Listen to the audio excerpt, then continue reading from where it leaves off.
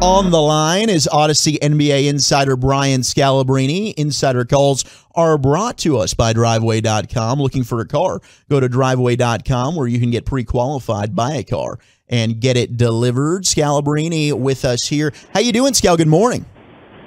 I'm doing well. I'm actually really curious on how you guys are all unfolding this situation with Jalen Brunson. Yeah. Do you look at it like the Mavs kind of messed up and not giving him the $55 or $60 million at the beginning of the year? Like I know how I see it, but can I hear how you guys see it? So I think we all do feel as though the Mavericks blew this one. One, by the contract that they didn't sign him to by making him restricted. So this was an option for him to even hit unrestricted free agency. But two, yes, they should have absolutely capitalized on trying to sign him to that deal before the season. And now letting him walk away for essentially getting nothing in return, so you just lose that asset altogether, is a huge bummer, I think, for all Mavs fans. Yeah, I can understand that. But, he's earned it. He's earned that right by playing so well when Luka got hurt and the way that he played in that Jazz series. Like, I think a lot of people are like, you know what, in today's NBA where versatility is the name of the game, we got to move the ball. Like, all that stuff comes into play, and we need guys that can knock down shots. He becomes a pretty valuable commodity to a couple other teams out there. Brian, when you look at the Mavs, when you look at them now, they bring in Christian Wood, and there's hopefully more things to happen, but Christian Wood's here, Jalen Brunson's seemingly not going to be here. Are they worse? Are they the same? Are they better? What do you think?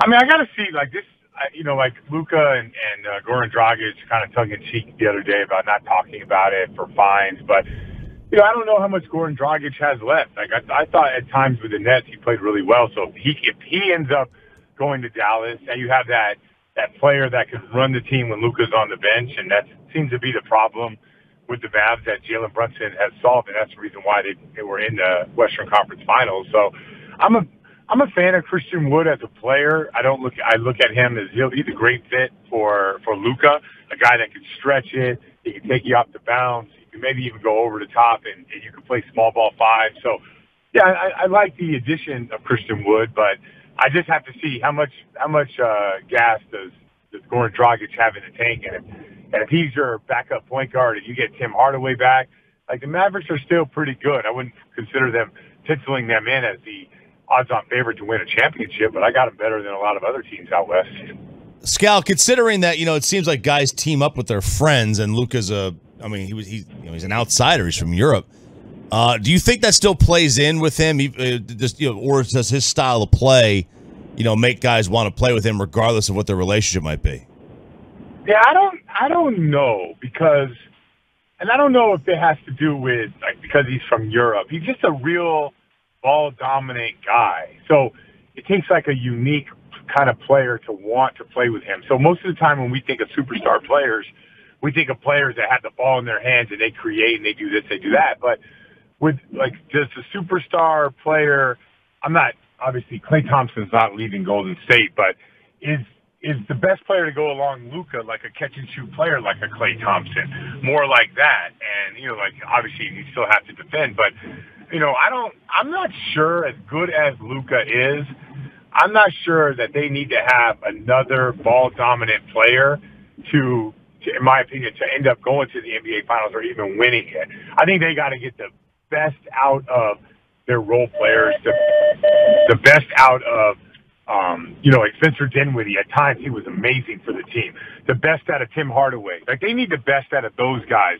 You guys know how I feel about Finney Smith. That's a good contract. So I like what they have. But if those guys are playing great, then I think they do have a chance. They have just as good a chance as anybody else in the Western Conference. Our NBA Odyssey insider, Brian Scalabrine, with us here on Sean and RJ on 105.3 The Fan. I saw a quote from Chris Haynes of Yahoo in regards to Jalen Brunson and some people in his circle saying, he feels like he didn't reach his potential in Dallas because he played with the most ball-dominant player in the league in Luka. And to your point, he's absolutely earned this right to go and cash in and be the guy with the Knicks if that's his choice. But do you see him excelling in that role as being the guy in the Big Apple and being now the ball-dominant point guard? I mean, he could be ball dominant point guard and still be a good player. Like what he's saying is there is some truth to what, like he doesn't. Luka is the de facto point guard. There is some truth to that, but I think when I look at Jalen Brunson, like I've seen him in so many roles. Like Luka goes to the bench, he comes in and he becomes like the ball dominant guy. Luka comes back in the game, he moves to the 2.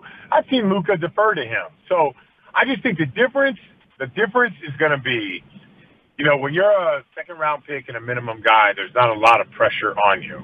But when you're a $25 million a year player, then all of a sudden, if you guys lose 5 games in a row, they start pointing the finger at you. And now, I think he's going to handle it. Like, his dad played in the NBA. I know his dad. I know the kid. Like, he's been successful. I think he'll handle that pretty well. But I look at the Knicks, I don't think their team is actually that good. So the fact that they're paying him $25 million and you come into New York and all of a sudden they look at him saying like, oh, well, here's the guy that's going to help us fix our problems.